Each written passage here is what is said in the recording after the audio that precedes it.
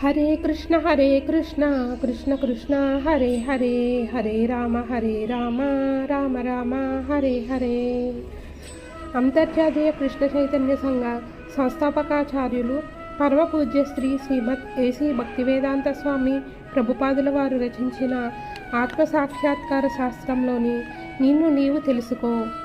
నిజమే, రైలులో మొదటి తరగతి పెట్టెలో ఎన్నో సౌకర్యాలు తప్పక ఉండును.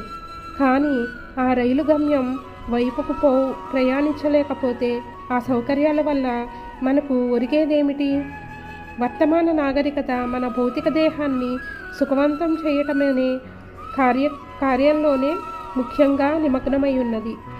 జీవితం యొక్క నిజమైన లక్ష్యం మనం తిరిగి దేవాది దేవుని ధామానికి చేరుకోవడమేనని ఎవరికి తెలియదు.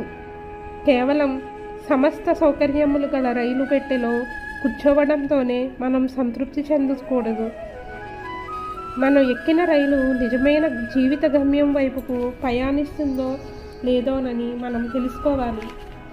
మన ప్రధాన జీవితావసరాన్ని అనగా మనం కోల్పోయిన ఆధ్యాత్మిక స్థితిని తిరిగి పొందాలనే అంశాన్ని మరిచి మన దేహానికి సర్వభోగాలను సమకూర్చుట ద్వారా నిజమైన పరమార్థాన్ని మనం సాధించలేము.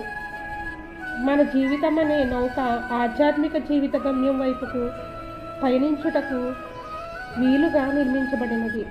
కానీ దురదృష్టవశాత్తు మన శరీరము భౌతిక చైతన్యంతో 5 బలమైన గొలుసుల ద్వారా బంధించబడింది.